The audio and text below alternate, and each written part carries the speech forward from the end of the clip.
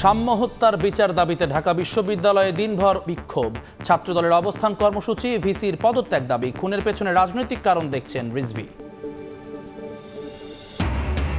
2 দিন ধরে সড়কে জগন্নাথ বিশ্ববিদ্যালয় শিক্ষার্থীরা। আবাসন ভাতা, বাজেট বৃদ্ধি সহ 4 দফা আদায়ে শুক্রবার কাকরাইলে সমাবেশ ও গণ অনশনের ডাক। ক্যাম্পাস শাটডাউন ঘোষণা।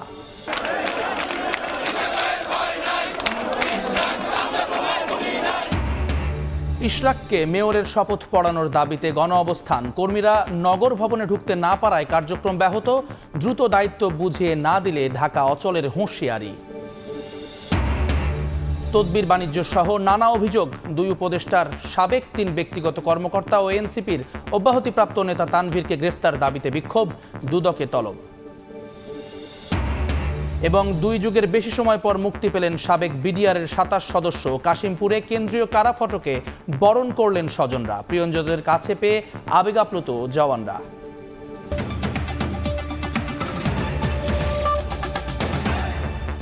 প্রবাসী সময়ের সঙ্গে আছি আমি জুম্মান সাদিক জ্যাভলিন। সাম্য হত্যার বিচার দাবিতে দিনভর উত্তাল ছিল ঢাকা বিশ্ববিদ্যালয় ক্যাম্পাস। বৃহস্পতিবার কালো ব্যাজ ধারণ করে অবস্থান কর্মসূচি পালন করেছে ছাত্রদল।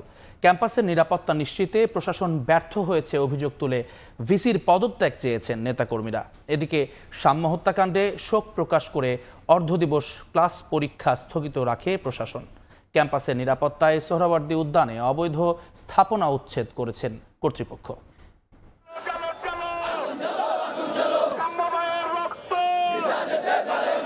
ঢাকা বিশ্ববিদ্যালয়ের শিক্ষার্থী ও ছাত্রদল নেতা শাহরিয়ার আলম সাম্য হত্যার বিচার দাবিতে স্লোগানে উত্তাল ঢাকা বিশ্ববিদ্যালয় ক্যাম্পাস।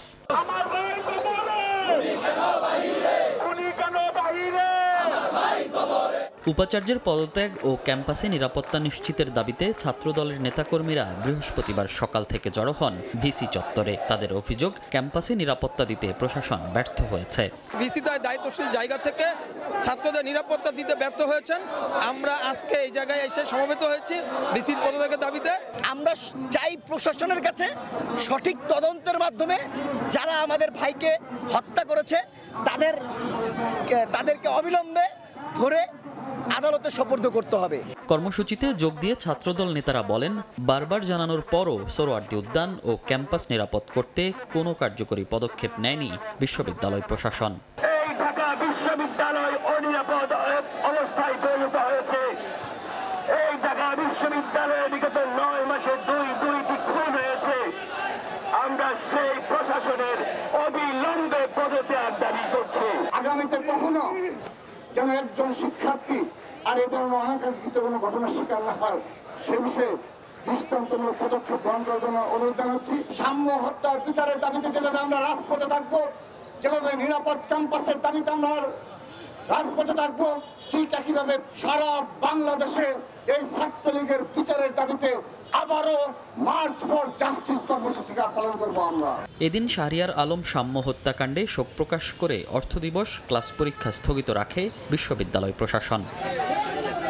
এদিকে সোহরাওয়ার্দী উদ্যানকে শিক্ষার্থীদের জন্য নিরাপদ করার লক্ষ্যে অভিযান পরিচালনা করে বিশ্ববিদ্যালয় প্রশাসন ও সিটি কর্পোরেশন। টিএসসি সংলগ্ন গেট বন্ধের কার্যক্রম সহ উচ্ছেদ করা হয় ভেতরে থাকা বেশ কিছু দোকানপাট। মনির হোসাইন, সময় সংবাদ, ঢাকা। সাম্য হত্যার পেছনে রাজনৈতিক কারণ আছে বলে দাবি করেছেন বিএনপির জ্যেষ্ঠ যুগ্ম মহাসচিব রুহুল কবির রিজভী। সাম্য হত্যার বিচার দাবিতে বৃহস্পতিবার দুপুরে প্রেসক্লাবের সামনে এক মানববন্ধনে তিনি কথা বলেন। শিক্ষার্থীদের সঙ্গে সরকার দ্বিচারিতা করছে এমন অভিযোগ করে বিএনপির এই জ্যেষ্ঠ নেতা বলেন, জগন্নাথ বিশ্ববিদ্যালয়ের শিক্ষার্থীরা আবাসন চাইলে হামলা হয়েছে আর এনসিপি দাবি নিয়ে গেলে সাদরে গ্রহণ করছে। চক্রান্ত ষড়যন্ত্র চলছে, অনেক কিছু ঘটনা হচ্ছে। আপনারা কি সেই দিকে না তাকিয়েই এইখানে আপনাদের মতো করে দেশ চালাবেন? কিন্তু ওই যে ফ্যাসিবাদের পতন হয়ে পালিয়ে গেছে, তাদেরকে মদদ দেওয়ার অনেক শক্তি রয়েছে যারা দিচ্ছে। সুতরাং ডানে বামে সব দিকে তাকিয়ে যথাযথভাবে দেশ শাসন করুন, না হলে কেউ রক্ষা পাবেন না। কোনো বিশেষ রাজনৈতিক দল বা কোনো আদর্শকে প্রতিষ্ঠিত করতে গেলে আপনারা কিন্তু জনগণ ধরে ফেলবে। আপনারা জানি না কাদের প্রতিনিধিত্ব করছেন। দেশের স্বাধীনতা ও সার্বভৌমত্ব বর্তমান সরকারের কাছে নিরাপদ নয় উল্লেখ করে বিএনপির স্থায়ী কমিটির সদস্য মির্জা আব্বাস বলেছেন, করিডোর দেওয়ার সিদ্ধান্ত নেবে নির্বাচিত সরকার। বৃহস্পতিবার বিকেলে কুমিল্লা নগরীর জেলা শিল্পকলা একাডেমিতে বিএনপির সদস্য ফরম বিতরণ ও সদস্য নবায়ন কর্মসূচির উদ্বোধন অনুষ্ঠানে এ কথা বলেন তিনি। এই সরকারের হাতে আমার দেশের ভৌগোলিক অখণ্ডতা নিরাপদ নয়। ডাবল মনিংকে আরো উন্নত করা যায়। আমি বলতে চাই, যত উন্নত করা সম্ভব সেটা আমরাই করব, বিদেশি কোনো শক্তির প্রয়োজন নাই। অন্তর্বর্তীকালীন সরকার, নির্বাচন দেওয়া সরকার, দেশের কোনো নীতি নির্ধারণী বিষয়ে সিদ্ধান্ত নেওয়ার অধিকার তাদের নাই। দেশের অভ্যন্তরে আজকে আপনারা করিডোর দিতে চাচ্ছেন, নির্বাচিত সরকার ছাড়া এই সিদ্ধান্ত নেওয়ার মালিক আপনারা নন। 4 দফা আদায়ে অনড় অবস্থানে জগন্নাথ বিশ্ববিদ্যালয়ের শিক্ষার্থীরা। আবাসন ভাতা, বাজেটে বরাদ্দ বৃদ্ধি, সব প্রকল্পে অগ্রাধিকার ও হামলার বিচার দাবিতে রাজধানীর কাকরাইলে 2 দিন ধরে অবস্থান কর্মসূচি পালন করছেন তারা। দাবি পূরণ না হওয়া পর্যন্ত ক্যাম্পাস শাটডাউনের ঘোষণা দিয়েছেন আন্দোলনকারীরা। এছাড়া শুক্রবার কাকরাইলেই সমাবেশ ও গণ অনশনের ডাক দেওয়া হয়েছে।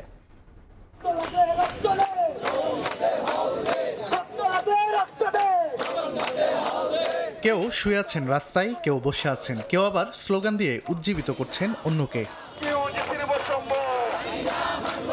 আবাসন ভাতা, পূর্ণাঙ্গ বাজেট অনুমোদন সহ 4 দফা দাবিতে বৃহস্পতিবার দ্বিতীয় দিনের মতো রাজধানীর কাকরাইলে অবস্থান কর্মসূচি পালন করছেন জগন্নাথ বিশ্ববিদ্যালয়ের শিক্ষক শিক্ষার্থীরা।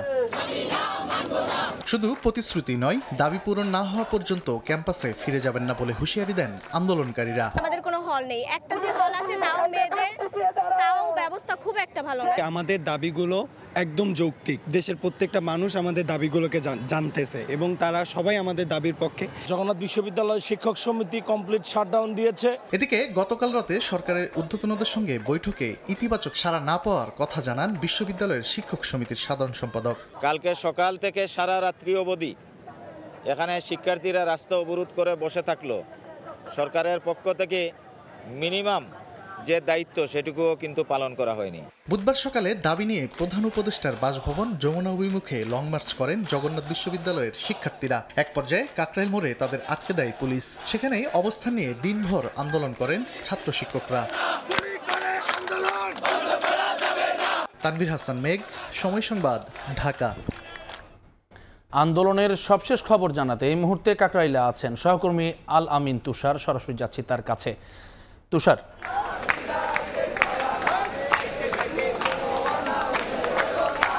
প্রায় 37 ঘন্টা হতে চলল আন্দোলন শুরু করেছেন এখানকার যারা শিক্ষার্থীরা রয়েছেন, অর্থাৎ জগন্নাথ বিশ্ববিদ্যালয়ের যারা শিক্ষার্থীরা রয়েছেন তারা কিন্তু তাদের যে 3 দফা দাবি, সেই দাবিতে অনড়। তাদের দাবি পূরণ হবার আগ পর্যন্ত কিন্তু তারা আসলে তাদের যে অবস্থান কর্মসূচি সেটি কিন্তু চালিয়ে যাবার ঘোষণা দিয়েছেন। প্রায় ঘণ্টাখানেক আগে, অর্থাৎ 11:45 দিকে আমি যদি বলি, একটি আনুষ্ঠানিক ব্রিফিংয়ের মাধ্যমে তারা আসলে আমাদেরকে যেমনটা জানিয়েছেন যে আগামীকাল সকাল 10টায় কিন্তু এখানে যারা অবস্থান করছেন শিক্ষার্থীরা, তাদের সঙ্গে যারা আসলে সাবেক শিক্ষার্থীরা রয়েছেন এবং অন্যান্য আরও যারা শিক্ষার্থীরা যারা আসলে অনাবাসিকভাবে আসলে অনেকেই থাকেন, সকল শিক্ষার্থীরা কিন্তু এই আন্দোলনের সঙ্গে একাত্মতা হবেন এবং সকাল 10টায় একটি গণসমাবেশে তারা আসলে ডাক দিয়েছেন। সেই গণসমাবেশ হবে তার পরবর্তী সময়ে বেলা 2টার দিকে আনুমানিক, অর্থাৎ জুমার নামাজের পরপরই কিন্তু সেই গণসমাবেশ গণ অনশনের রূপ নেবে, এমনটাই কিন্তু তারা আমাদেরকে বলেছেন। এবং গেল দিন অর্থাৎ 14 তারিখে যেই ঘটনা ঘটেছে, সেখানে 14 তারিখে যেহেতু পুলিশে একটি হামলা হয়েছে এমনটাই আসলে দেখা গেছে এবং সেই দিনটিকে, এই পুলিশি হামলার কারণে সেই দিনটিকে কালো দিন হিসেবে ঘোষণা করেছে জগন্নাথ বিশ্ববিদ্যালয়ে যারা শিক্ষার্থীরা রয়েছেন তারা। এবং এখানে আমরা দেখতে পাচ্ছি যে যেহেতু রাত হয়ে গেছে, সেই জায়গা থেকে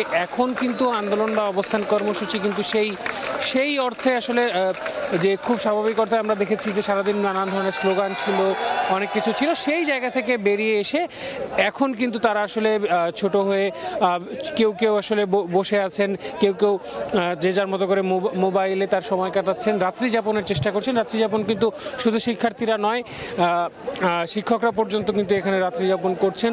এখানে গোল হয়ে বসে তারা তাদের মতো করে আড্ডা দিচ্ছেন, গান গাইছেন। এর বাইরেও আসলে অনেকে ছোটভাবে বিভিন্ন জায়গায় কিন্তু আমরা দেখছি যে তারা বসে তাদের আসলে কাজে সারছেন। এবং যদি আরও একটি তথ্য আমি এখানে দিয়ে রাখি, সেটি হলো নারী শিক্ষার্থীদের নিরাপত্তার কথা চিন্তা করে তাদের কিন্তু এরই মধ্যে তাদের যে হল রুমগুলো রয়েছে সেই হলে কিন্তু পাঠানো হয়েছে। তারা সকালে আবারও কিন্তু এখানে চলে আসবেন, এমনটাই কিন্তু আমরা দেখছি। এখানে কিন্তু নারী শিক্ষার্থীরা কিন্তু অনেকটা কমে গিয়েছে। তো সেই জায়গা থেকে এই ছিল এখান থেকে আমার কাছে সবশেষ তথ্য। কাকরাইল থেকে জগন্নাথ বিশ্ববিদ্যালয়ের শিক্ষার্থীদের আন্দোলনের সবশেষ খবর জানাচ্ছিলেন সহকর্মী আলামিন তুষার। ইশরাক হোসেনকে দক্ষিণ সিটির মেয়রের দায়িত্ব বুঝিয়ে দেওয়ার দাবিতে বৃহস্পতিবারও গণ অবস্থান কর্মসূচি পালিত হয়েছে। কর্মকর্তা কর্মচারীরা কার্যালয়ে ঢুকতে না পারায় বন্ধ হয়ে যায় নিয়মিত কার্যক্রম। দ্রুত শপথ গ্রহণের আয়োজন না করলে ঢাকা শহর অচল করে দেওয়ার হুঁশিয়ারি বিক্ষোভকারীদের।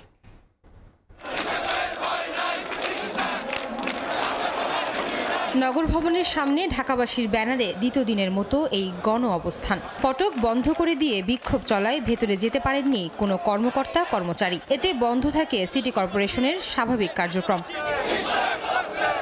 নির্বাচনী ট্রাইব্যুনালের রায়ের পরেও ইশরাক হোসেনকে কেন দায়িত্ব বুঝিয়ে দেওয়া হচ্ছে না তা নিয়ে প্রশ্ন তোলেন বিক্ষোভকারীরা। এই সরকার নিরপেক্ষ সরকার, কিন্তু তার কার্যক্রমে যেটা প্রতিমান হচ্ছে সেটা হলো যে নিরপেক্ষতা তার হারাচ্ছে। আমরা কঠোর থেকে কঠোর কর্মসূচি দেব, সেই কর্মসূচির মাধ্যমে হয়তো ঢাকা সহ সারা বাংলাদেশ অচল হয়ে যেতে পারে। এদিকে নগর ভবনের ভেতরে ঢাকাবাসীর ব্যানারে বক্তব্য দেন বিএনপির নেতাকর্মীরা। বলেন অনতিবিলম্বে শপথ গ্রহণের আয়োজন না করলে ঢাকা শহরকে অচল করে দেওয়া হবে। বিনা ভোটে আর কতদিন থাকবেন অজুহাত দিয়ে? অজুহাত দিয়ে থাকার কোনো উপায় নেই। আগামীতে ঢাকা শহরে আমরা অলি গলিতে এর প্রতিবাদ অব্যাহত রাখব যদি মেয়রকে শপথ নিতে আরো বিলম্ব করা হয়। আজকে তারা আদালতকে বৃদ্ধাঙ্গুল দেখিয়ে শপথ পড়াচ্ছে না। আগামী শনিবার বিক্ষোভ মিছিল কর্মসূচির ঘোষণা দেন বিক্ষোভকারীরা। বেলা 1:30টার দিকে নগর ভবনের সামনে থেকে চলে যান তারা। আয়েশা সিদ্দিক, সামিয়া, সময় সংবাদ, ঢাকা। প্রধান বিচারপতির সরকারি বাসভবন সহ রাজধানীর 9টি জায়গায় সভা সমাবেশ নিষিদ্ধ করে গণবিজ্ঞপ্তি জারি করেছে ডিএমপি। বৃহস্পতিবার বিকেলে ডিএমপি কমিশনার শেখ মোহাম্মদ সাজ্জাদ আলী স্বাক্ষরিত এক গণবিজ্ঞপ্তিতে এই নির্দেশনা দেওয়া হয়। এতে বলা হয়, সম্প্রতি উদ্ভূত পরিস্থিতির পরিপ্রেক্ষিতে জনশৃঙ্খলা রক্ষার্থে ডিএমপি অর্ডিন্যান্স পরবর্তী নির্দেশ না দেয়া পর্যন্ত প্রধান বিচারপতির সরকারি বাসভবন, বিচারপতি বাসভবন, জাজেস কমপ্লেক্স, বাংলাদেশ সুপ্রিম কোর্টের প্রধান গেট, মাজার গেট, জামে মসজিদ গেট, আন্তর্জাতিক অপরাধ ট্রাইব্যুনাল 1 ও 2 এর প্রবেশ গেট, বিচার প্রশাসন প্রশিক্ষণ ইনস্টিটিউট ভবনের সম্মুখে সব ধরনের সভা সমাবেশ, মিছিল, শোভাযাত্রা ও বিক্ষোভ প্রদর্শন নিষিদ্ধ করা হলো।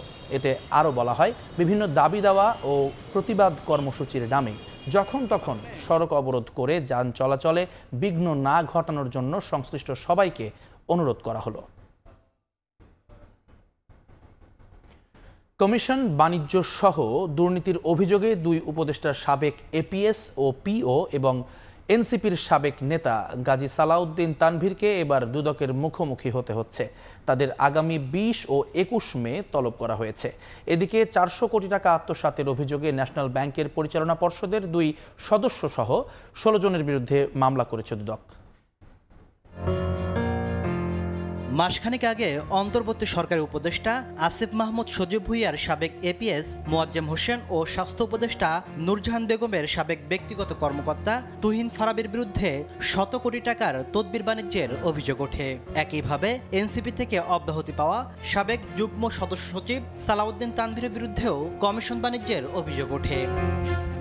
এসব অভিযোগের বিষয়ে গোয়েন্দা কার্যক্রম শেষে প্রকাশ্যে অনুসন্ধানের নামে দুদক গঠন করা হয় পৃথক 3টি কমিটি। এবার অভিযুক্ত 3 জন সহ স্বাস্থ্য উপদেষ্টার আরেক ব্যক্তিগত কর্মকর্তা ডাক্তার মাহমুদুল হাসানকে চলতি মাসে তলব করে নোটিশ দিয়েছে সংস্থাটি। তদবির বাণিজ্য, চাঁদাবাজি, টেন্ডার বাণিজ্য সহ নানাবিধ দুর্নীতি এবং অনিয়মের আশ্রয়ে নামে বেনামে অবৈধ সম্পদ অর্জনের অভিযোগে ইতিমধ্যে অনুসন্ধান কার্যক্রম শুরু হয়েছে এবং অনুসন্ধান দল এই অভিযোগ প্রমাণের জন্য সহায়ক রেকর্ডপত্রের জন্য অধিযাচনপত্র প্রেরণ করেছেন। দুর্নীতির অভিযোগ ওঠা এসব ব্যক্তিদের বিরুদ্ধে অনুসন্ধানের দৃশ্যমান অগ্রগতি ও গ্রেফতারের দাবিতে বাংলাদেশ যুব অধিকার পরিষদ দুদক কার্যালয়ের সামনে বিক্ষোভ করে। তবে সংস্থাটি মহাপরিচালক বলছেন চাপ প্রয়োগ করে নয়, দুদকের প্রতি আস্থা রাখার আহ্বান জানান তিনি। এই বিষয়ে আমাদেরকে চাপ প্রয়োগ করার কোনো প্রয়োজন নেই, এটা আমরা প্রত্যাশা করি না। আমাদের উপর দয়া করে আস্থা রাখুন। অবশ্যই আপনারা সেই দৃশ্যমান আমাদের অনুসন্ধান তদন্তের দৃশ্যমান ফলাফল আপনারা জানতে পারবেন। এদিকে ঋণের নামে 404 কোটি টাকা আত্মসাতের অভিযোগে ন্যাশনাল ব্যাংকের পরিচালনা পর্ষদের সাবেক সদস্য পারভীন হক শিকদার, রণহক শিকদার সহ 16 জনের বিরুদ্ধে মামলা করেছে দুদক। তাসলিম তৌহিদ, সময় সংবাদ, ঢাকা। পিলখানা হত্যায় বিস্ফোরক মামলায় জামিন পাওয়া সাবেক বিডিআরের 27 সদস্য কাশিমপুর কেন্দ্রীয় কারাগার থেকে মুক্তি পেয়েছেন। বৃহস্পতিবার সকাল 10টায় কারাগার থেকে বের হন তারা। এ সময়ে কারা ফটকে উপস্থিত ছিলেন স্বজনেরা। এর আগে সোমবার 40 আসামির জামিন মঞ্জুর করেন আদালত। শেষ হলো দীর্ঘ 15 বছরের অপেক্ষা। স্বজনকে ফিরে পেয়ে আবেগ আপ্লুত হয়ে পড়েন সাবেক বিডিআর সদস্যরা। 2009 সালে বিডিআর বিদ্রোহের ঘটনায় বিস্ফোরক মামলায় কাশিমপুর কেন্দ্রীয় কারাগার থেকে বৃহস্পতিবার সকালে জামিনে মুক্তি পান 27 জন। এর আগে ভোর থেকেই কারা ফটকে অপেক্ষা করেন স্বজনরা। 2 যুগেরও বেশি সময় পর পরিবারের সদস্যকে কাছে পেয়ে কান্নায় ভেঙে পড়েন তারা। 17 বছর আমরা বিডিআর ভাই ছিল, একসাথেই থাকছি, সবাই নির্দোষ, বিডিআর সবাই নির্দোষ। আমি চাই যাতে দ্রুত এই নিউজ সরকার যাতে দ্রুত সবাইকে বের করে দেয়। আমাদেরকে যদি রাষ্ট্র ভালো মনে করে যে না তারা নির্দোষ, রাষ্ট্র যদি মনে করে তাহলে তাদেরকে অ্যাকচুয়ালি মুক্তি দিচ্ছে। কারা সূত্রে জানা গেছে আসামি পক্ষের আবেদনের প্রেক্ষিতে গত সোমবার 40 জনের জামিন মঞ্জুর করেন আদালত। এর পরিপ্রেক্ষিতে মুক্তি পাওয়ার পর সাবেক বিডিআর সদস্যরা উচ্ছ্বাস প্রকাশ করেন। আমার যখন ধুয়ে যায় তখন আমি 9 মাস, আমি নানু বাড়ির মানুষ হয়েছি, এখন 16 বছর পর দেখতেছি আমার আম্মু তো নেই। এর আগে হত্যা মামলায় খালাস পাওয়া 178 জন বিস্ফোরক দ্রব্য নিয়ন্ত্রণ আইনের মামলায় জামিন পেয়েছিলেন। এ নিয়ে একই মামলায় 218 জন জামিন পেলেন। মেহেদী হাসান, সময় সংবাদ, গাজীপুর। 21শে আগস্ট গ্রেনেড হামলা মামলায় সব আসামি খালাসের রায়ের বিরুদ্ধে রাষ্ট্রপক্ষের লিভ টু আপিলের শুনানি 26 মে পর্যন্ত মুলতবি করেছেন আপিল বিভাগ। বৃহস্পতিবার সকালে প্রধান বিচারপতি সৈয়দ রেফাত আহমেদের নেতৃত্বাধীন 6 বিচারপতির বেঞ্চে শুনানি শুরু হয়। এদিন শুনানি করেন রাষ্ট্রপক্ষ। পরে 26 মে পরবর্তী শুনানির দিন ধার্য করা হয়। এর আগে গত 1 ডিসেম্বর 21 আগস্ট গ্রেনেড হামলার ঘটনায় হত্যা ও বিস্ফোরক দ্রব্য আইনের মামলায় বিএনপির ভারপ্রাপ্ত চেয়ারম্যান তারেক রহমান সহ সব আসামিকে খালাস দিয়ে রায় দেন হাইকোর্ট। পরে 19 মার্চ সব আসামির খালাসের বিরুদ্ধে আপিল করেন রাষ্ট্রপক্ষ। আসামিপক্ষের আইনজীবীদের প্রত্যাশা হাইকোর্টের আদেশ বহাল থাকবে আপিল বিভাগেও। 2004 সালের 21 আগস্ট বঙ্গবন্ধু এভিনিউয়ে সাবেক প্রধানমন্ত্রী শেখ হাসিনার সমাবেশে গ্রেনেড হামলার ঘটনা ঘটে। ওই ঘটনায় আওয়ামী লীগের 24 নেতাকর্মী নিহত হন। ঐকমত্যের ভিত্তিতে করা জাতীয় সনদে থাকতে হবে জন আকাঙ্ক্ষার প্রতিফলন। মানুষ চায় না বারবার ফ্যাসিবাদের উত্থান ঘটুক। বৃহস্পতিবার সংসদ ভবনের এলডি হলে বাংলাদেশের সমাজতান্ত্রিক দলের সঙ্গে বৈঠকের আগে স্বাগত বক্তব্যে কথা বলেছেন জাতীয় ঐকমত্য কমিশনের সহসভাপতি আলী রিয়াজ। জন আকাঙ্ক্ষা বাস্তবায়নে রাজনৈতিক দলের নেতাদের মানসিকতায় পরিবর্তনের তাগিদ দিয়েছেন বাসদ নেতারা। সংস্কার বিষয়ে ঐকমত্য গড়তে রাজনৈতিক দলগুলোর সঙ্গে ধারাবাহিক আলোচনা করছে জাতীয় ঐকমত্য কমিশন। বৃহস্পতিবার জাতীয় সংসদের এলডি হলে ঐকমত্য কমিশনের সদস্যরা বাংলাদেশের সমাজতান্ত্রিক দল বাসদের প্রতিনিধি দলের সঙ্গে বৈঠক করে। এমন একটি ব্যবস্থা, এমন একটি রাষ্ট্র তৈরি করতে পারি। স্বাগত বক্তব্যে কমিশনের সহসভাপতি আলী রিয়াজ বলেন, জুলাই গণঅভ্যুত্থানে মানুষের ক্ষোভ ও প্রত্যাশা দুই প্রকাশ পেয়েছে। মানুষের আকাঙ্ক্ষা বাস্তবায়নে জাতীয় সনদ তৈরি করতে হবে। বাংলাদেশের মানুষ চান যেন বারবার বাংলাদেশে এরকম ফ্যাসিবাদের উত্থান না ঘটে, যেন আমরা এমন একটি ব্যবস্থা, এমন একটি রাষ্ট্র তৈরি করতে পারি যে রাষ্ট্রে সকলের সমান অধিকার থাকবে, নাগরিকের অধিকার সুনিশ্চিত হবে। ঐকমত্য প্রতিষ্ঠার বিষয়টি আমরা চেষ্টা করছি একটি জাতীয় সনদের মধ্যে দিয়ে প্রতিফলিত হোক, যাতে করে ভবিষ্যতে প্রত্যেকটি রাজনৈতিক দল যেন সেই উদ্দেশ্য এবং লক্ষ্যগুলোকে বাস্তবায়নের পথে ভূমিকা পালন করতে পারে। প্রায় 4.5 ঘন্টার বৈঠক শেষে বাসদ সাধারণ সম্পাদক জানান, বেশ কিছু বিষয় নিয়ে ঐক্যমতে পৌঁছালেও সংবিধানে বিতর্ক সৃষ্টি হয় এমন কিছু না রাখার দাবি জানানো হয়েছে। বিতর্কিত বিষয়গুলো রাখার দরকার নেই। ইভেন 72 যে কনস্টিটিউশন 72 সনের মূল সংবিধান, সেখানে কিন্তু এগুলো ছিল না। এটা কিন্তু পঞ্চদশ সংশোধনের মধ্য দিয়ে যুক্ত হয়েছে। প্রধানমন্ত্রী, মন্ত্রী, এমপি, উপজেলা চেয়ারম্যান, মেয়র, জেলা পরিষদের চেয়ারম্যান ইত্যাদি সমস্ত জিনিস 2 টার্মের বেশি কাউকেই নির্বাচন করতে দেওয়া হয়েছে। আমাদের দলের পক্ষ থেকে আমরা সেটাই প্রস্তাব করছি। মৌলিক সংস্কারের যেসব জায়গায় বিরোধ আছে তা আলোচনার মাধ্যমে নিরসনের কথাও বলেন বাসদ নেতারা। জাতীয় সনদ বলেন, ন্যাশনাল কনসেনসাস বলেন। তোহা খান তামিম, সময় সংবাদ, ঢাকা। যদিও দেশের গণমাধ্যম গত 9 মাসে অভূতপূর্ব স্বাধীনতা ভোগ করেছে বলে জানিয়েছেন প্রধান উপদেষ্টার প্রেস সচিব শফিকুল আলম। বলেছেন, এই সময়ে তথ্য মন্ত্রণালয় গণমাধ্যমে কোনো বাধা দেয়নি। বৃহস্পতিবার দুপুরে জাতীয় প্রেস ক্লাবে গণ অভ্যুত্থান পরবর্তী গণমাধ্যমের হালচাল শীর্ষক সেমিনারে শফিকুল আলম বলেন, সরকার চায় স্বাধীন মত প্রকাশের জন্য গণমাধ্যম প্রাতিষ্ঠানিক রূপ পাক। 266 জন সাংবাদিকের বিরুদ্ধে হত্যা মামলা প্রসঙ্গে প্রেস সচিব বলেন, নিরপরাধ কাউকে হয়রানি করা হবে না। গণমাধ্যমের মালিকরা নিজেদের রক্ষায় কর্মী ছাঁটাই করেছে বলেও মন্তব্য করেন প্রেস সচিব। শিগগিরই প্রকৃত সাংবাদিকদের অ্যাক্রেডিটেশন কার্ড দেয়া হবে বলেও জানান তিনি। গণঅভ্যুত্থানে যারা গিয়েছে তাদেরকে আপনি কেন বলছেন ফ্যাসিবাদ বিরোধী হলে হচ্ছে না? ইন্ডিভিজুয়ালি প্রত্যেকটা গ্রুপ ফ্যাসিবাদ বিরোধী বলছে। মিডিয়া গত 9 মাসে আনপ্রেসিডেন্টেড ফ্রিডম উপভোগ করছেন, অথচ ওই সময় একদিনের নোটিশে আমার দেশ বন্ধ করে দেওয়া হয়েছে, দিগন্ত টিভি বন্ধ করে দেওয়া হয়েছে, ইসলামী টিভি বন্ধ করে দেওয়া হয়েছে। আমরা এই গভর্নমেন্ট কোনো নিউজ আউটলেট বন্ধ করেনি। আমাদেরকে নিয়ে যত কঠিন জার্নালিজম আছে করেন, আমরা মাইন্ড করি না। আমরা চাই দেশে মিডিয়া ফ্রিডমটা ইনস্টিটিউশনালাইজ হোক, সবাই কথা বলার রাইটটা পাক।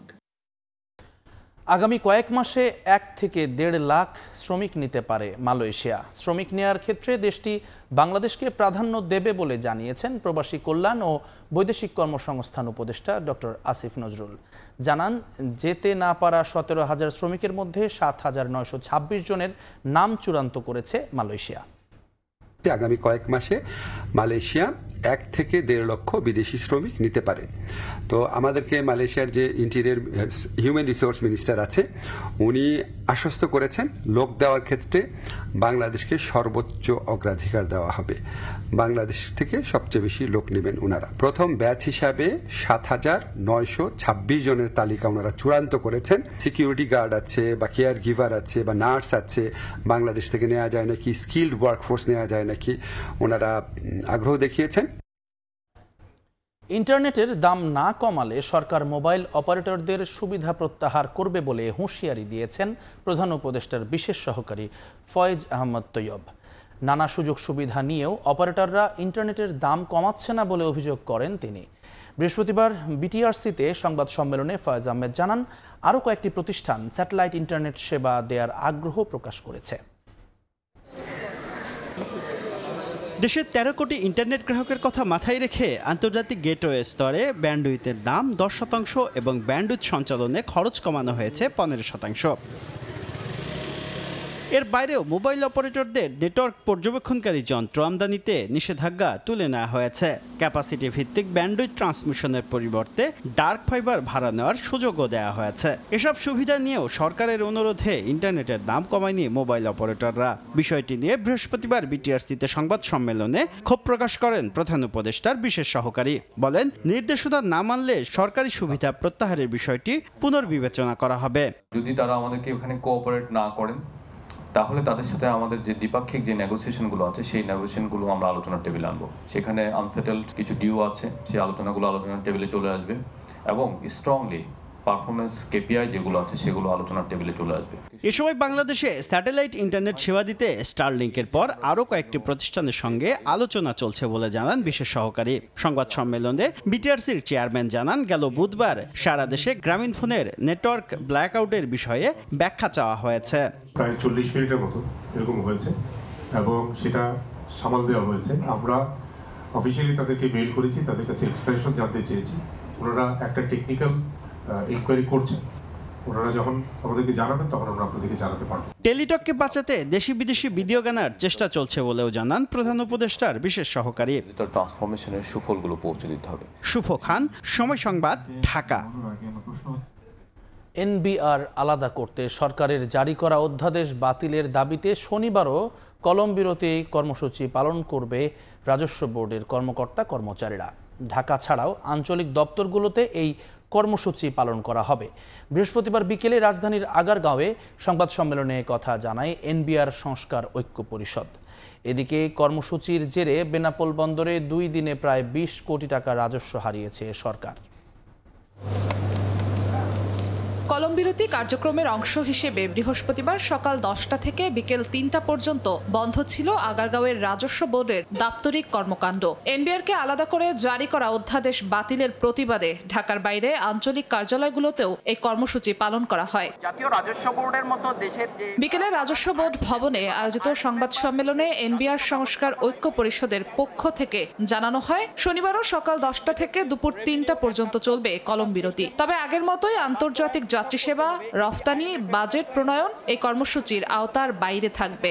গতকালের ধারাবাহিকতায় আজকেও কলম বিরতি কর্মসূচি পালন করা হয়েছে। 17ই মে শনিবার সকাল 10টা থেকে 3টা পর্যন্ত একইভাবে এই কলম বিরতি চলমান থাকবে। এদিকে দেশের বৃহত্তম স্থলবন্দর বেনাপোলেও কলম বিরতি কর্মসূচি পালন করেছেন রাজস্ব বোর্ডের সদস্যরা। এতে পণ্য খালাস প্রক্রিয়া বন্ধ থাকলেও স্বাভাবিক ছিল আন্তর্জাতিক যাত্রী যাতায়াত। বাণিজ্যিক পরিস্থিতি স্বাভাবিক করার দাবি জানিয়েছেন বন্দরের ব্যবসায়ীরা। পোর্টে যে সমস্ত মালগুলো রয়েছে, পণ্যগুলো রয়েছে, সেগুলো আমরা সঠিক সময় ডেলিভারি দিতে পারছি না। দ্রুত সমাধান করুক, এটাই আমরা ব্যবসায়ীরা আশাবাদী। বন্দর সূত্র জানিয়েছে, কলম বিরতি কর্মসূচির প্রভাবে আমদানি পণ্য থেকে 2 দিনে প্রায় 20 কোটি টাকা রাজস্ব হারিয়েছে সরকার। জিনাতারা জশোয়া, সময় সংবাদ, ঢাকা। জ্যৈষ্ঠের শুরুর দিনে গুটিজাত আম নামানোর মধ্য দিয়ে রাজশাহীতে শুরু হয়েছে বাজারজাতকরণ। ধাপে ধাপে নামবে অন্যান্য জাতও। চলতি মৌসুমে অনাবৃষ্টির প্রভাবে আমের আকার হয়েছে মাঝারি, তবে ফলন বেশি হওয়ায় দাম ভালো পাওয়ার আশা বাগানীদের। এদিকে নির্ধারিত সময়ের আগে পেকে যাওয়ায় সাতক্ষীরায় হিমসাগর আম নামানো শুরু হয়ে গেছে। দীর্ঘ পরিচর্যা শেষে বাগান জুড়ে চাষিদের আম নামানোর ব্যস্ততা। জেলা প্রশাসনের বেঁধে দেয়া পূর্ব নির্ধারিত সময় অনুযায়ী বৃহস্পতিবার একযোগে আম নামানো শুরু করেন রাজশাহী আম বাগানীরা। প্রথম ধাপে নামানো হয় গুটি আম। বৃহস্পতিবার থেকে এই আম বাজারজাত করতে পারছেন চাষিরা। রাজশাহীর সবচেয়ে জনপ্রিয় আম হলো হিমসাগর ও ল্যাংড়া, যা পেতে অপেক্ষা করতে হবে আরও কিছুদিন। 20 মে গোপালভোগ, 30 মে হিমসাগর এবং 10 জুন নামানো হবে ল্যাংড়া আম। বাগানীরা জানান, চলতে মৌসুমে বৃষ্টি কম থাকায় আমের আকার খুব বেশি বড় হয়নি, তবে ফলন হয়েছে বেশ ভালো। রাজশাহীর আমের বৈশিষ্ট্যটা হচ্ছে যে সিজনের একটা অংশ খুব গরম থাকবে, তারপর একটা বৃষ্টি হয়, বৃষ্টি হওয়ার পরে আমের সাইজটা খুব ভালো হয়। তাপমাত্রা বেশি, ওই কারণে আমরা প্রথম থেকেই ছোট।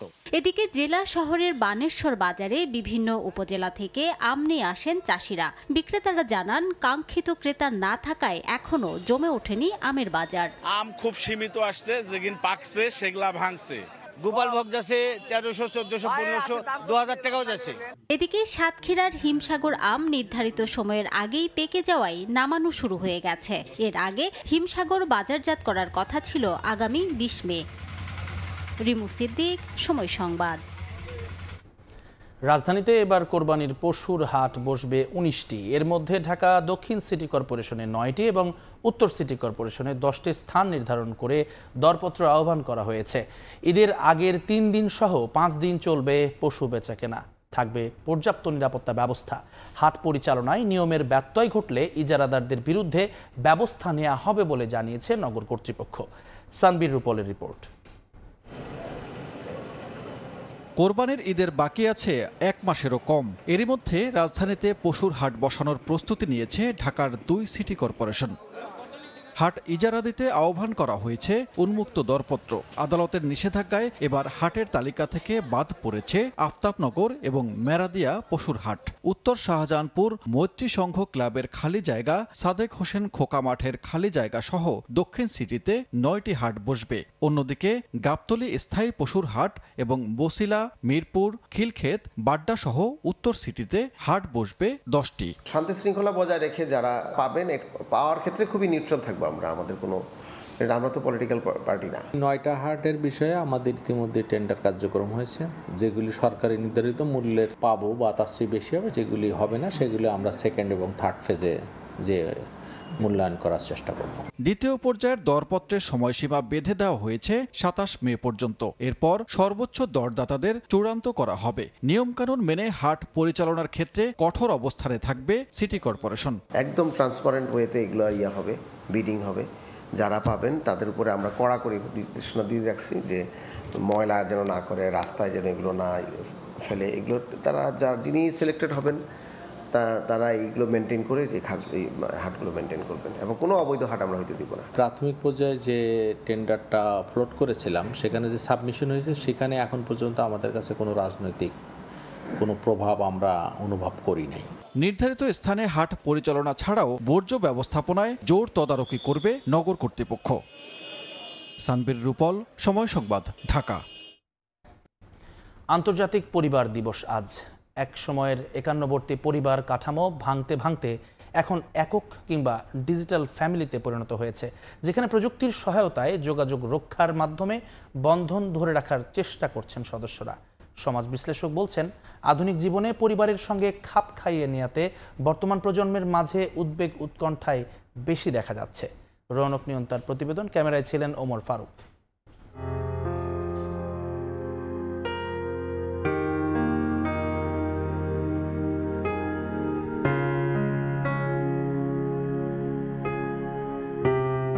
একটু ফাঁকা জায়গা পেলেই যে শহরে আকাশচুম্বী ভবন উঠে যায়, সে শহরের ঠাস বুনোটের ভিড়ে শিশুটির অপেক্ষা মা বাবার জন্য। হ্যালো বাবা, তুমি কোথায়? তুমি কখন আসবে? জীবিকার তাগিদে যারা ব্যস্ত কর্মক্ষেত্রে সন্তানের দেখাশোনার জন্য অনেকটা বাধ্য হয়েই শরণাপন্ন হচ্ছেন গৃহকর্মী।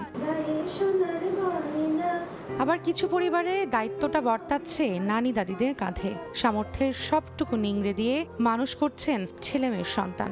ভালো লাগে আর কি, আমার কোনো কষ্ট মনে হয় না। আবার হয়তো কেউ শৈশবেই হারিয়েছে তার পারিবারিক বন্ধন। তাদের একাকী জীবনযাত্রায় খোঁজ নেয়ারও যেন থাকে না কেউ। সামাজিকতা বলেন, তার যে আদার মেইনটেনেন্স বলেন, সবকিছুই কিন্তু করছে, যেটা ঠিক যৌথ পরিবারেও হচ্ছে। এই সমাজ বিশ্লেষক বলছেন, আধুনিক সমাজে পরিবারের সঙ্গে খাপ খাইয়ে নেয়াতেই বর্তমান প্রজন্মের উদ্বেগ উৎকণ্ঠা বেশি। তার যে পার্টনার, সে এটার সঙ্গে অভ্যস্ত না, সে হয়তো অন্যভাবে মানুষ হয়েছে এবং সে তার সেই স্বাধীন চেতা যে মনোভাব, সেটার সঙ্গে অ্যাডজাস্ট করতে পারে না। প্রযুক্তির আধিপত্যে পারিবারিক ব্যবস্থা ভাঙতে ভাঙতে একক থেকে কোনো দেশে ডিজিটাল ফ্যামিলিতে রূপান্তরিত হয়েছে, যেখানে সদস্যরা আলাদা জায়গায় অবস্থান করলেও নানা প্ল্যাটফর্মের সহযোগিতায় যোগাযোগ রক্ষা করেন। বিপরীতে কিছু পরিবার এখনো ধরে রেখেছে একান্নবর্তিতা। আমার মতো শান্তি, এটা গর্ব করার কথা না। অনেক মায়েরা, আমার তো আশেপাশে আরো মা আছে, ছেলেরা আছে, তা অনুতাপ থাকে। সময়ের সাথে সাথে একান্নবর্তী পরিবার এখন শুধুই স্মৃতি। যৌথ পরিবারের একসঙ্গে থাকা, খাওয়া, হই হুল্লোড়, আনন্দ উল্লাসের মজাই অন্যরকম। আর এত একক পরিবারের মাঝেও সেই যৌথ পরিবারের ঐতিহ্য ধরে রেখেছে এই পরিবারটি। যৌথভাবে থাকতে গেলে পারস্পরিক বোঝাপড়া ও ত্যাগের মনোভাব থাকা জরুরি বলেও মনে করছেন এই পরিবার। বোঝাপড়াটা থাকা দরকার। আমি বড় বলি যে আমি আপনার কাছ থেকে শিখতে পারবো না, সেটা না। রুটি করলে একজন তো সবজি কাটে বা সবজিটা করা হয়। খাবার থেকে শুরু করে সবকিছুই আমরা ভাগাভাগি করে করি। কিছু ক্ষেত্রে সন্তানদের ওপর শৃঙ্খলার বিষয়টি চাপানো এবং অতিরিক্ত কঠোরতাই পরিবারের দূরত্ব বাড়ার অন্যতম কারণ বলে মনে করছেন বিশ্লেষকরা। সেই সঙ্গে সামাজিক যোগাযোগ মাধ্যমের বদলে সন্তানদের বেশি সময় দিয়ে বন্ধুত্বপূর্ণ সম্পর্ক গড়ে তোলারও পরামর্শ তাদের। রৌনক নিয়ন্তা, সময় সংবাদ, ঢাকা। আন্তর্জাতিক মেরিটাইম প্রদর্শনীতে অংশগ্রহণের জন্য বাংলাদেশ নৌবাহিনী জাহাজ বানৌজা খালিদ বিন ওয়ালিদ চট্টগ্রাম বন্দর ছেড়েছে। মালয়েশিয়ার লঙ্কাওয়েতে 5 দিন ব্যাপী এই প্রদর্শনী অনুষ্ঠিত হবে। এর মাধ্যমে মালয়েশিয়ার সঙ্গে দ্বিপক্ষীয় সম্পর্ক সুদৃঢ় হবে বলে জানান নৌপ্রধান। বিস্তারিত জানাচ্ছেন পার্থপ্রতিম বিশ্বাস। আগামী 20 থেকে 24 মে মালয়েশিয়ার লঙ্কাওয়েতে অনুষ্ঠিত হতে যাচ্ছে 17 লঙ্কাওয়ে আন্তর্জাতিক মেরিটাইম এবং এরোস্পেস প্রদর্শনী, যেখানে অংশ নিতে বৃহস্পতিবার সকালে চট্টগ্রাম বন্দর ত্যাগ করেছে বাংলাদেশ নৌবাহিনী জাহাজ বানৌজা খালিদ বিন ওয়ালিদ। নৌবাহিনীর ঐতিহ্যবাহী রীতি অনুযায়ী সুসজ্জিত বাদক দলের বাদ্য পরিবেশনের মধ্য দিয়ে আনুষ্ঠানিকভাবে বিদায় জানানো হয় জাহাজটিকে। এ সময় উপস্থিত ছিলেন নৌ কর্মকর্তা ও নাবিকদের পাশাপাশি তাদের স্বজনরাও। 5 দিনের এই প্রদর্শনীতে বিশ্বের বিভিন্ন দেশের উচ্চ পর্যায়ের প্রতিনিধি, পর্যবেক্ষক ও নৌবাহিনীর জাহাজ অংশ নেবে। বানৌজা খালিদ বিন ওয়ালিদ জাহাজের ক্যাপ্টেন এম এজাজ মাসুদের নেতৃত্বে 34 কর্মকর্তা সহ সর্বমোট 229 জন সদস্য এই প্রদর্শনীতে যোগদান করবেন, যা আন্তর্জাতিক অঙ্গনে দেশের ভাবমূর্তি উজ্জ্বল করবে। এ সফরের মাধ্যমে বাংলাদেশ সহ অংশগ্রহণকারী বিভিন্ন দেশের মধ্যকার বন্ধুত্বপূর্ণ এবং আঞ্চলিক নৌ নিরাপত্তা বিষয়ক কূটনৈতিক সম্পর্ক স্থাপন ও মালয়েশিয়ার সঙ্গে দ্বিপক্ষীয় সম্পর্ক জোরদার হবে বলে জানান নৌবাহিনীর প্রধান। লিমা 2025 অংশগ্রহণ শুধুমাত্র বহুপক্ষীয় এক্সারসাইজ নয়, এটি স্বাগতিক মালয়েশিয়ার সাথে আমাদের দ্বিপক্ষীয় সম্পর্ককেও সুদৃঢ় করবে বলে আমি বিশ্বাস করি। আন্তর্জাতিক মেরিটাইম প্রদর্শনী শেষে বানৌজা খালিদ বিন ওয়ালিদ জাহাজটি আগামী 29 মে চট্টগ্রাম নৌঘাটিতে ফিরবে। পার্থপ্রতিম বিশ্বাস, সময় সংবাদ, চট্টগ্রাম। বিজিএমইকে রাজনীতি ও বিভাজন মুক্ত রাখার প্রতিশ্রুতি দিল সংগঠনটির আসন্ন নির্বাচনে অংশ নেয়া জোট সম্মিলিত পরিষদ। শুধু তাই নয়, 5 আগস্টের পর যারা অস্ত্র হাতে বিজিএমইএ ভবনে ভাঙচুর করেছে, সম্মিলিত পরিষদ বিজয়ী হলে তাদের বিচার করার অঙ্গীকার করেন জোটের নেতারা। এসএমই উদ্যোক্তাদেরও পাশে থাকার কথা দেন জোটের সদস্যরা। নির্বাচিত নেতৃত্ব শূন্য বিজিএমইতে চলছে ভোটের তোড়জোড়। আগামী 31 মে হতে যাওয়া নির্বাচনে অংশ নেয়া সংগঠনটির জোট দুটি সদস্যদের সামনে তুলে ধরছে নানা প্রতিশ্রুতি। এরই অংশ হিসেবে বৃহস্পতিবার রাজধানীর একটি হোটেলে সম্মিলিত পরিষদ আয়োজন করে সংবাদ সম্মেলনের, যেখানে জোটের পক্ষ থেকে তুলে ধরা হয় কিভাবে মোকাবিলা করা হবে এলডিসি উত্তরণের চ্যালেঞ্জ। ঝরে পড়া উদ্যোক্তাদের পাশে থাকার আশ্বাস দিয়ে এসএমই উদ্যোক্তাদের এগিয়ে নেওয়ার প্রতিশ্রুতি দেন জোটের নেতারা। আমরা নির্বাচিত হয়ে আসলে ভুয়া ভোটার বাদ দিয়া যাদের ফ্যাক্টরি আছে, ফ্যাক্টরির অস্তিত্ব আছে, ফ্যাক্টরি বন্ধ, আমরা তাদের সাথে প্রায়োরিটি বেসিসে আলাপ আলোচনা করে এই ফ্যাক্টরিগুলো পরিচালনা করার জন্য আমরা সচেষ্ট হব।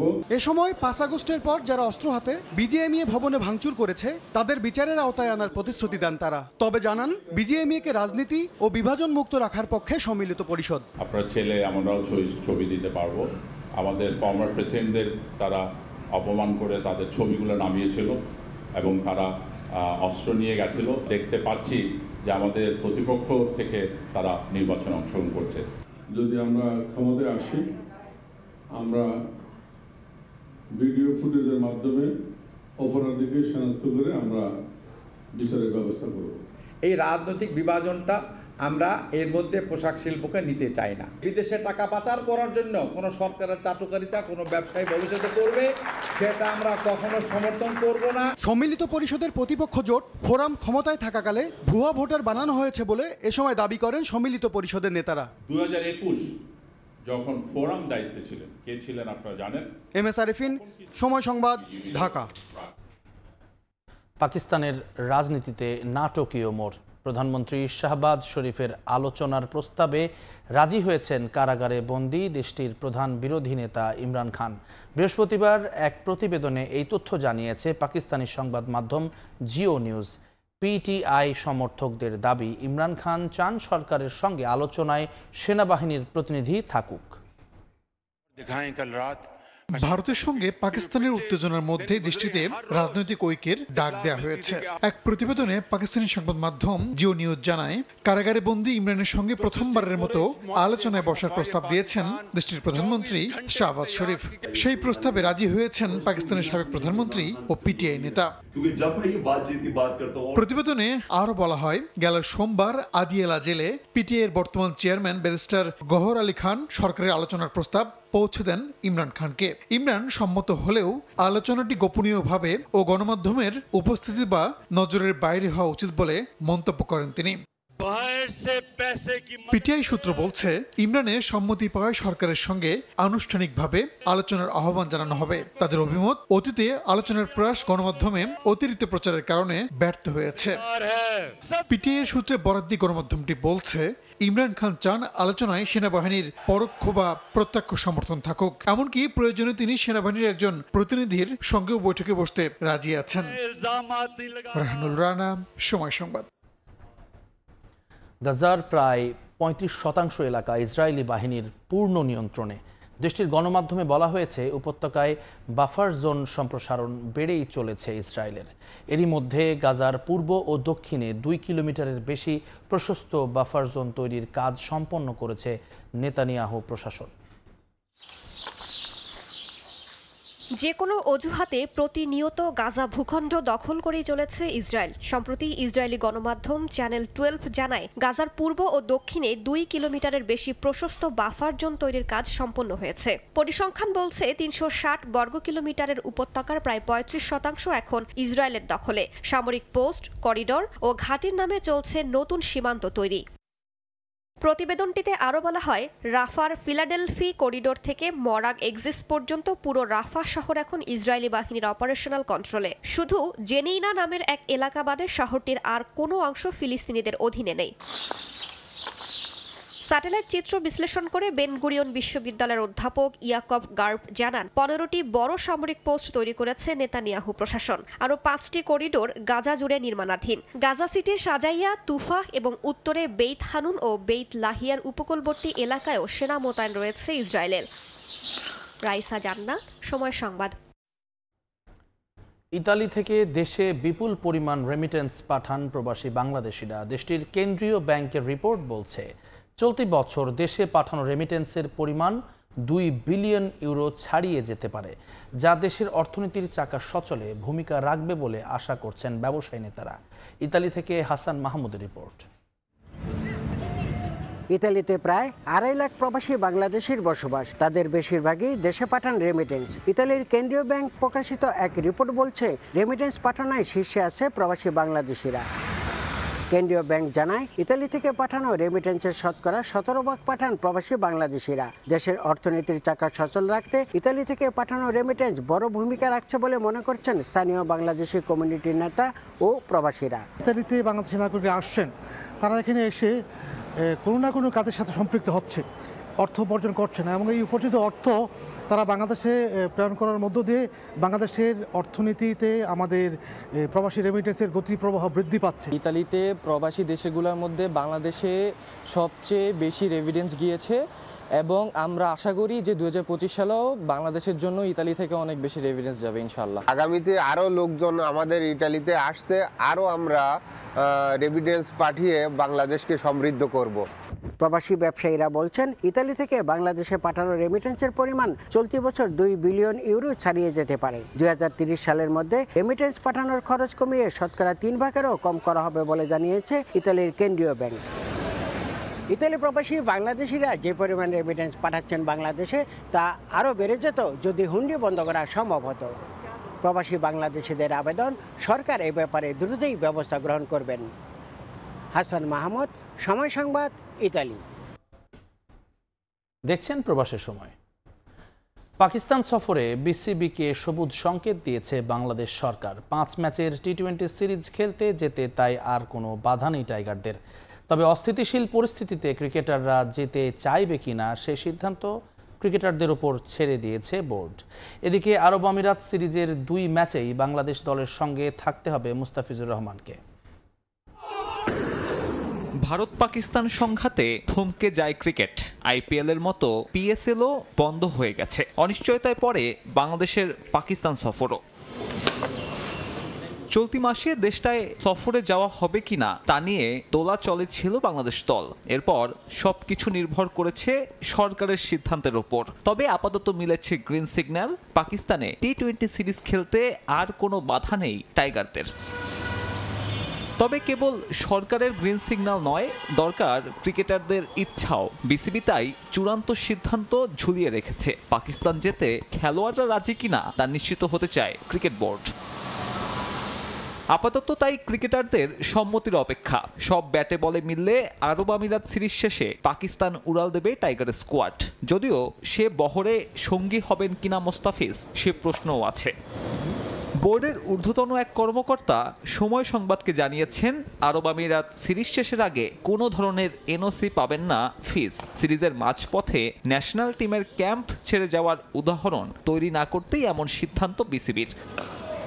অর্থাৎ একাদশে থাকুক বা নাই থাকুক, ফিজকে থাকতে হচ্ছে দলের সঙ্গেই। তাই দিল্লি ক্যাপিটালসের পরের ম্যাচে খেলা হচ্ছে না এই বাঁহাতি পেসারের। আরব আমিরাত সিরিজ শেষে অনুমতি চাইলে বিবেচনা করবে বিসিবি। সেক্ষেত্রে 2 ম্যাচের এনওসি পেতে পারেন মোস্তাফিজ। সাব্বির মিথুন, সময় সংবাদ, ঢাকা। সংযুক্ত আরব আমিরাতের বিপক্ষে সিরিজ সামনে রেখে দুবাইয়ে অনুশীলন করেছে বাংলাদেশ ক্রিকেট দল। স্থানীয় সময় বিকেল 5টায় শুরু হওয়া প্র্যাকটিস চলে 2 ঘন্টারও বেশি। ব্যাটিং বোলিংয়ের পাশাপাশি বিশেষ গুরুত্ব দেওয়া হয় ফিল্ডিংয়েও। 3 মাসের ব্যবধানে আবারও আইসিসি ক্রিকেট একাডেমিতে বাংলাদেশ ক্রিকেট দল। সবশেষ চ্যাম্পিয়ন্স ট্রফিতে ভারতের বিপক্ষে ম্যাচ খেলতে মরুর দেশে গিয়েছিল ফিল সিমন্স শিষ্যরা। তবে এবারের দলটার লক্ষ্যটা ভিন্ন। দলের নতুন কাণ্ডারু লিটন দাস টি-20তে পেয়েছেন নেতৃত্বের দায়িত্ব। অধিনায়কত্বে শুরুটা হচ্ছে সংযুক্ত আরব আমিরাতের বিপক্ষে 2 ম্যাচ সিরিজ দিয়ে। মূলত পাকিস্তানের বিপক্ষে সিরিজের প্রস্তুতি হিসেবেই আয়োজন করা হয় এই 2 ম্যাচের। দল যখন দেশ ছাড়ে তখনও অনিশ্চয়তা ছিল আদৌ সেই সিরিজ অনুষ্ঠিত হবে কিনা। তবে সরকারের গ্রিন সিগন্যালে কেটে গেছে শঙ্কা, যদিও বল এখন বিসিবির কোর্টে। প্রথম দিনের অনুশীলনে সিরিয়াস দেখা গেছে বাংলাদেশ দলকে। ম্যাচ ভেন্যু শারজা হলেও বাংলাদেশ দল অনুশীলন করেছে দুবাইয়ের আইসিসি ক্রিকেট একাডেমিতে। শুরুতে বেশ খানিকটা সময় হয় স্কিল ট্রেনিং। দেশে ম্যাচ সিনারিওতে বেশ কয়েকটি সেশন পেয়েছেন ক্রিকেটাররা। তবে মূল চ্যালেঞ্জ আরব আমিরাতের কন্ডিশনের সঙ্গে মানিয়ে নেয়া। বছরের এই সময়টা তাপমাত্রা একটু বেশি থাকে দেশটিতে, তাই প্রতিপক্ষের সঙ্গে আবহাওয়ার বিষয়টিও মাথায় রাখতে হচ্ছে টিম ম্যানেজমেন্টকে। স্কিল ট্রেনিং এর পর দীর্ঘ সময় হয় ফিল্ডিং অনুশীলন। নতুন ফিল্ডিং কোচের তৎপরতা ছিল চোখে পড়ার মতো। প্রতিপক্ষের শক্তিমত্তার চেয়ে নিজেদের উন্নতির দিকেই চোখ কোচ জেমস প্যামেন্টের। ওয়ানডে কিংবা টি-20 সংযুক্ত আরব আমিরাত কোনো ফরম্যাটে বাংলাদেশকে কখনোই হারাতে পারেনি। স্বাগতিক দলটা চাইবে সেই রেকর্ড এবার বদলাতে। এর আগে 2022 এশিয়া কাপের আগে প্রস্তুতি হিসেবে একই দলের বিপক্ষে 2টি ম্যাচ খেলেছিল বাংলাদেশ, কিন্তু তাতে খুব একটা লাভ হয়নি। এশিয়া কাপের গ্রুপ পর্ব থেকেই বিদায় নিয়েছিল লাল সবুজ। এদিকে 2 ম্যাচের সিরিজ সামনে রেখে 15 সদস্যের দল ঘোষণা করেছে Emirates cricket. ICC men's cricket world cup লিগে শেষ 5 ম্যাচে মাত্র 1 জয় পাওয়ায় নেতৃত্ব থেকে সরিয়ে দেওয়া হয়েছে রাহুল চোপড়াকে। আসন্ন সিরিজের জন্য আবারও অধিনায়কের দায়িত্ব পালন করবেন মোহাম্মদ ওয়াসিম। সাজিদ মুস্তাহিদ, সময় সংবাদ। এ পর্যায়ে শীর্ষ সংবাদগুলো জানিয়ে দিচ্ছে আরেকবার।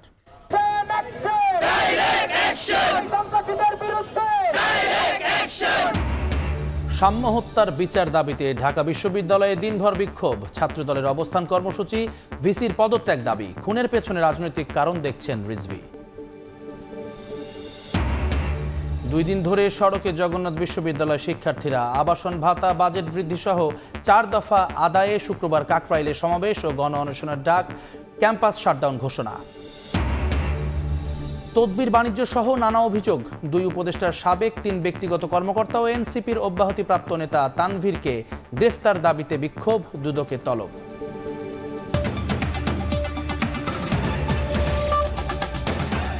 এই ছিল প্রবাসের সময়ে। সঙ্গে থাকুন সময়ের।